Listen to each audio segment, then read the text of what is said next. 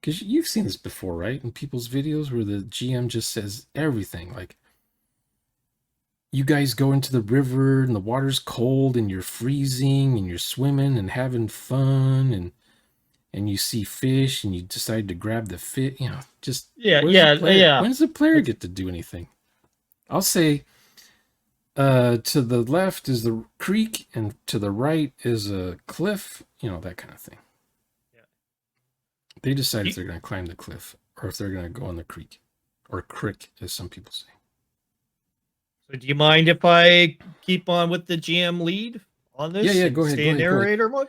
Cool. Continue. Okay. So I'm getting up. I'm trying to sit up. You end up sitting up. Okay. And I kind of know where I'm at. This looks familiar now. It's just that it looks like housekeeping may have come through, maintenance may have come through and had to do a chemical spill clean while I was in the chamber. Maybe the thing's been flicker leaking a little bit around you. Yay! I do this just for fun. Because I remember as a kid, TV commercials would do this. Never had one of those. Can't remember what they're called, though. The lights dim. Oh, crap. The lights come back up. Okay. Whew. My instinct is to look for a scalpel and stab my wrist again to see if this is a dream still. But there's no scalpel here. Because I know for sure, I know for dead, I'm thinking to myself, I know for dead certain that there are no clap on, clap off things. Or in this room, I just know it. There is a intravenous unit on the side of your containment Cairo chamber. Can my character... No. You said intravenous thing? I'm assuming it's the kind that has 3 wheels on the bottom of this pole, and I hang onto the pole and I use it to hang up, and I got this hose. Where I was thinking of cutting my wrist, I see this IV thing go onto it. Oh, there's a cabinet. There's like a little white cabinet. Blends in with the white wall in this lighting. I open the drawer and I see some clothes. Some pajamas looking things. Okay, so they moved this. They moved this into a whole other room. So what part of the hospital or experimental lab am I in now? I'm thinking. I start looking at the door to see what number's on the door. The door does not have any numbers on it. There is a window in this room, but it has a shield, and closing it in order to shade the inside. All right, so I go up to the door, and it's one of those kinds that has the key thing. You go woot, and that happens to be in the dresser drawer too. So I grab that and go free, and the door goes ding. Lights green. Trap is clean. I open it up. Peek my head out. I peek my head out. See a long hallway. A long hallway. Cross. Is it the kind of hallway that when you look down it, it stretches out? You are, as you can see, definitely looks like an interior of a small ship. Okay. Well,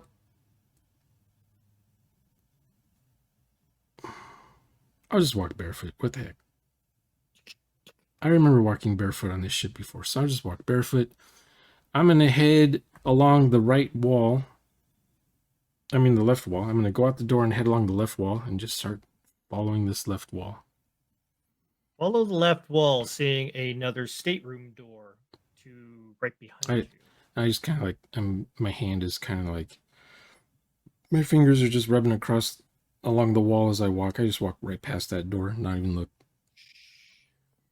Past the door, you see another opening with a hatch in front of you on the side of the wall.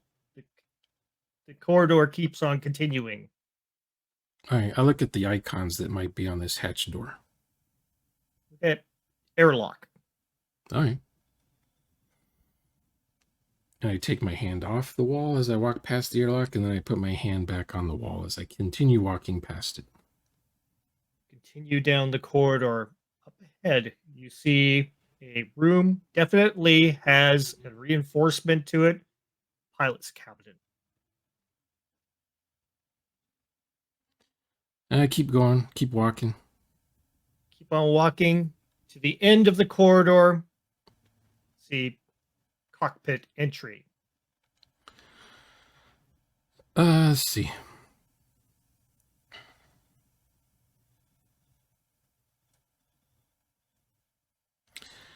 I look for a gun.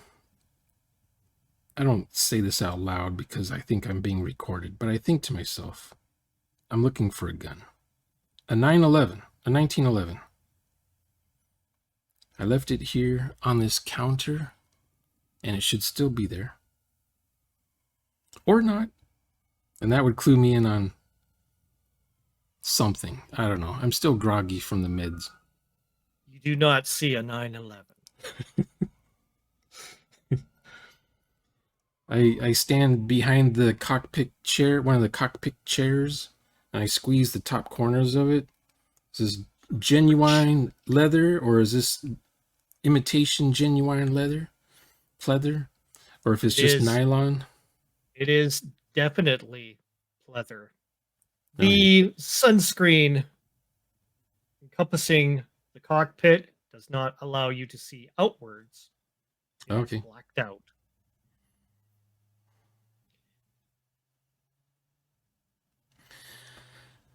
So I sit in the chair and I turn on the first button I see, which is normally the first button I use to begin sensor readings of outside. The displays come up to life, and you see your trajectory is showing a position towards a sun. Okay. Readings are high up on the level. You can also notice that the levels of coolant are high, compensating for great heat loss, heat from the outside. Okay, so I'm I'm looking at the velocity of the ship speed. 1G. 1G.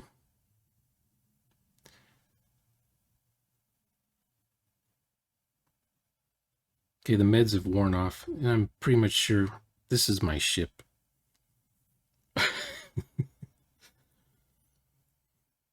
I look at the last the last place I left. I'm kind of like scrolling with my fingers on the screen, going to the last place I visited,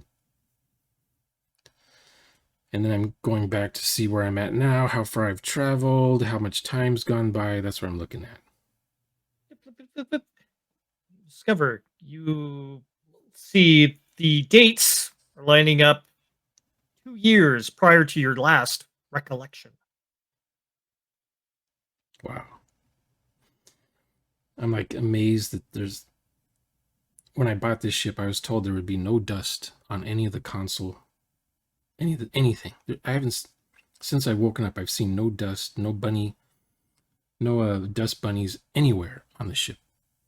So the AC's working perfectly. That's great, because this ship, before I got it overhauled, this ship, was just a mess. So it's like I'm just not used to seeing a ship this clean. It's kind of cool. Okay, so I grabbed I pull down the steering thing, the yoke thing, and I strap myself in. I'm wearing my pajamas still. I hit the manual button, so I'm in manual control. Display shows up. And I start altering, giving the thing a little turn, and I'm watching the sun move out of the way that was on the screen there. On the display, it is showing you moving away. And I'm just looking for Earth-like planets in the system. Seems there's one nearby, within relative hours away to drive to. Comes up showing no relative habitable planets in this system. But you do notice a little slight beacon coming from one of the gas giants. Oh, okay. Ding! So I just line up the sighting on it in auto lock, and I hit the autopilot button, and then I unstrap and get out of the chair.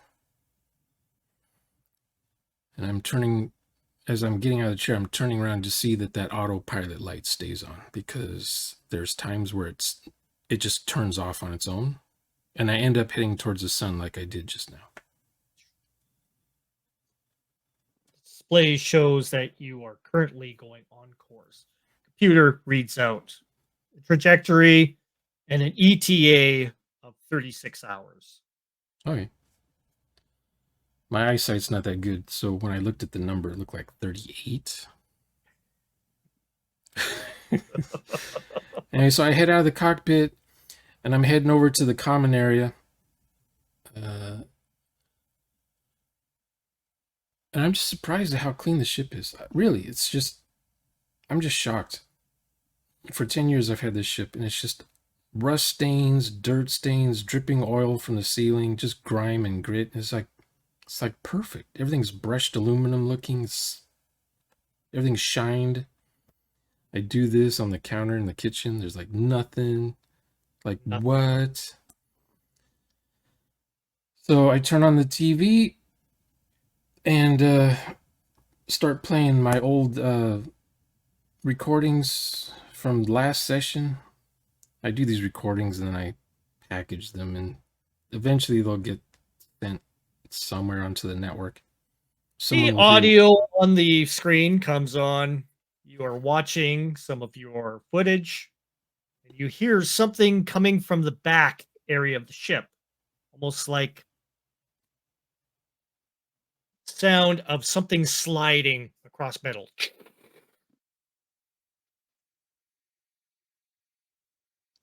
I turn the TV off, and then I listen again for the noise.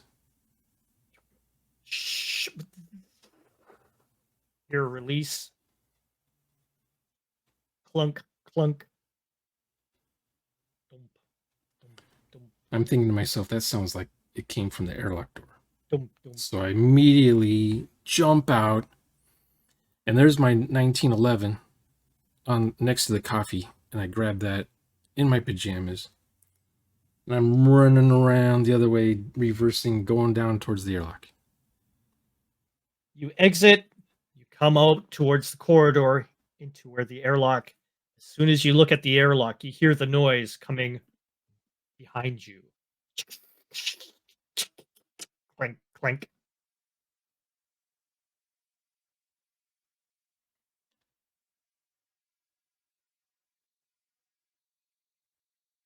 I do this with the gun, and I turn around and point. You see in front of you a suit, mechanical, faceless, standing at the door of the engineering port.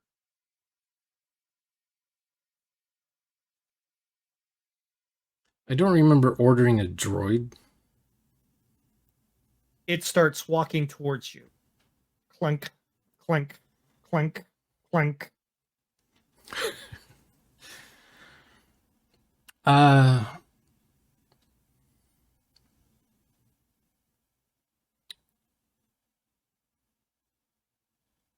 Status mode. I say status mode to the thing. Maintenance.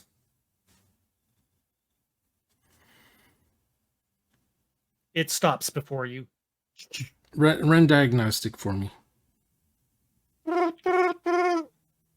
Need repair on forearm actuator.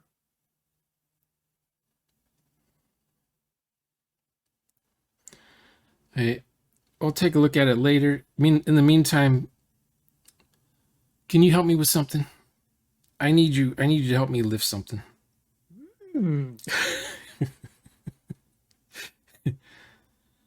It appears to look at you. Yeah, and I push this one button, and the elevator, just like this elevator door, kind of opens up, and I go in, and then I wave to the thing to come follow me. It comes forth, clink, clink, clink, clink. And then I push the floor button that says hangar deck, and it goes down.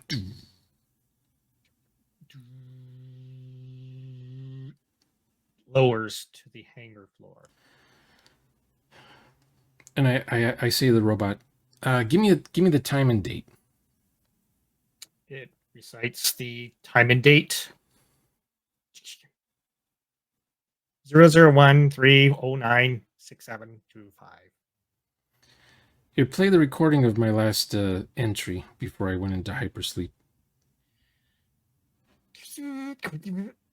Starts reciting a scene which you do not recall. It starts, yeah, we are starting to lose some air in the inside of our inside the cockpit. Going to go ahead and get myself into the cryo chamber. Emergency. Like that little bit panic on your face. I'm thinking about the tech level of this robot when I ask it, does that even sound like me? Because I don't talk like that, do I? The robot probably has no idea what I just asked it to do. It just kind of looks kind of around. Anyway, I got this all-terrain vehicle. 6-wheeler. Looks like a dune buggy from the G.I. Joe days in the 70s. I need the robot to jack this thing up. So I say to the robot, help lift up this bumper here. Just grab it and lift it up a hair so I can take this wheel off. It puts its hand forth, puts it under, and lifts. I grab the thing from the tool shop bench, where the tool bench, the little rocket remover thing. And then I pull the wheel off and just kind of roll it away. And then grab another tire that's in a nice stack from IKEA / hometown deliveries. And then it fits perfect, I hope. And I get it on there. And right before I put the nuts back on, I'm counting the nuts and one's missing already. Oh. So how are you doing, robot? You still, can you... I'm still groggy, I guess, from the medicine, and I tell the robot to let the thing down before I've even begun putting the tire on and putting the nuts back on.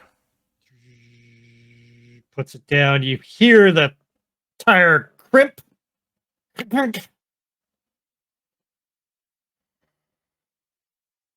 Anyway, I dodged before the wheel rolls over my foot.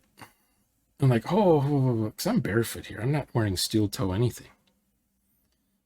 Okay, let's try this again. Robot, Klaxon raises.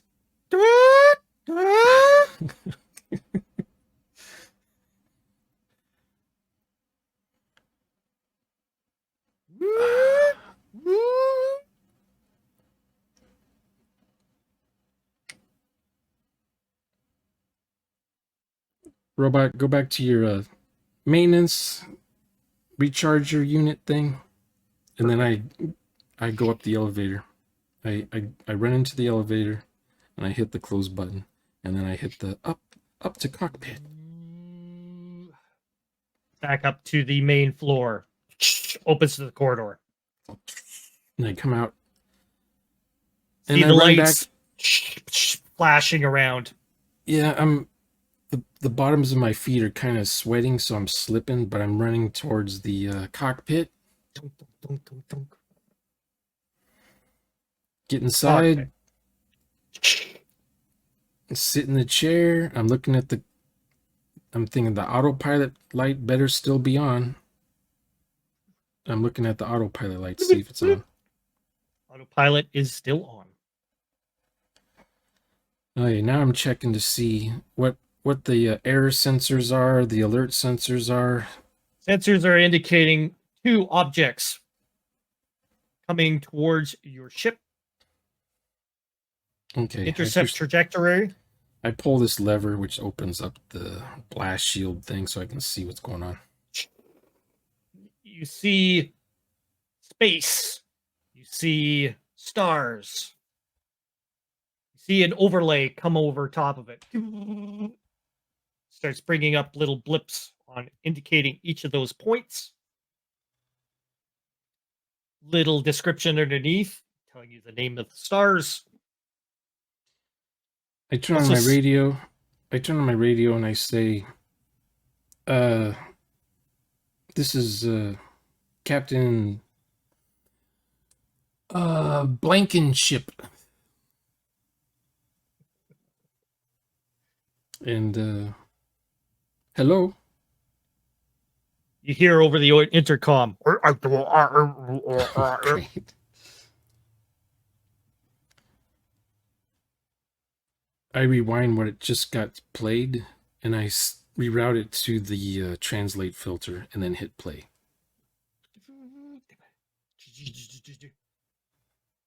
You are in.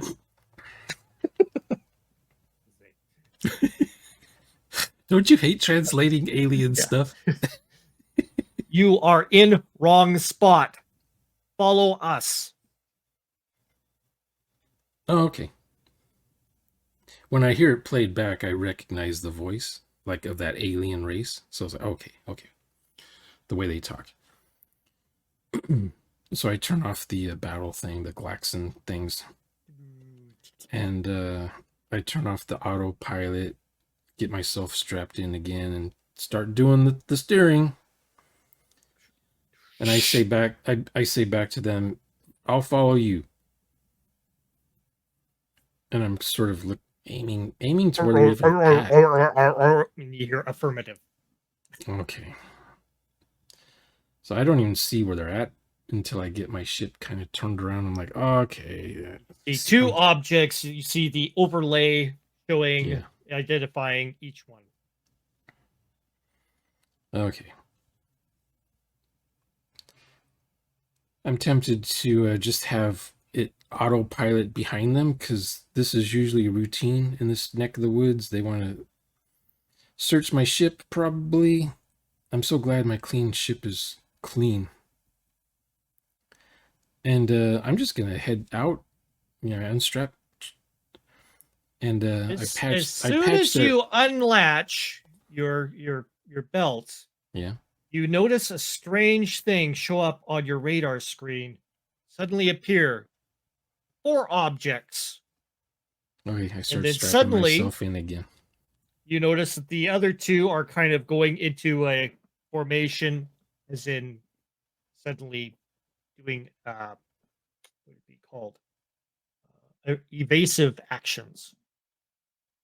You hear chatter, and it translates, turn to the left, over to the right. Okay. Chatter between the 2. I take the thing back off of the autopilot, and I try to steer the ship. So I'm following behind the guy that I think is the team leader or wing commander or whatever. You feel the ship shudder.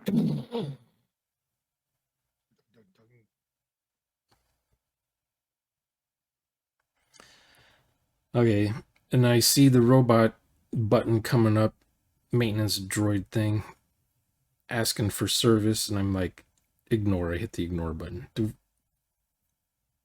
And I'm still holding on to the thing, trying to keep the ship in a straight follow course behind this guy. The 2 other ships go into a formation and zip off towards the other indicators on your screen. See a couple of shots go flying by your screen. Okay, well, I don't have time for these space cowboys, so I hit the jump button. I don't care where it's going to go next. I just hit the jump button. Punch it. Suddenly everything goes. You have reached Yeah, spoiler alert, my Pirates. ship doesn't have any weapons of any kind on it. That's pretty good. I mean, you did keep in character. You have any things like Well, when I watch this replay, I want to see if I'm saying I or he or my or me or I mean, like oh, my character it does is this, my character does this, my character. Or did it I is say I yeah, you said I quite a or bit. he, I me? don't yeah, I don't recall you going out. I But wasn't even paying attention. I was just role playing. I wasn't even paying I attention to how know I was saying it. it's that's a thing is as you're doing it, you don't realize if you yeah, and that's the thing with me. I'm wondering, do I go out of narrator mode? Um, because I'm Because I'm the forever concentrating. GM apparently, and I'm in the habit of saying he, she, Yeah, they, them. when you get into your NPC mode, Because I it's got a group of people I'm talking about. yeah, yeah. And when I would be a like a player in same old G's game back in the day, I've looked at some old recordings and I'm in there saying my character, uh I only say I when I'm talking in dialogue with another character. But when I'm describing, I say my character's name. Does this. Hmm. In this one, I wasn't saying my name. So when I had to say who I was to the aliens, I couldn't remember what my name was. It It probably was I, Shonner 7. in my dream, I was Shonner 7. You were Shonner 7. Yeah. But I think I said my name is Jim or something. I'm not sure. But it's that's one reason why I would speak in third person with characters' names a lot. So I remember what the characters' names are. And the players know what the characters' names are. Because this is back in the day before we had our stupid name tags on our screens. Right. Now we just put our NPC names on the screen. The players know who they're talking to.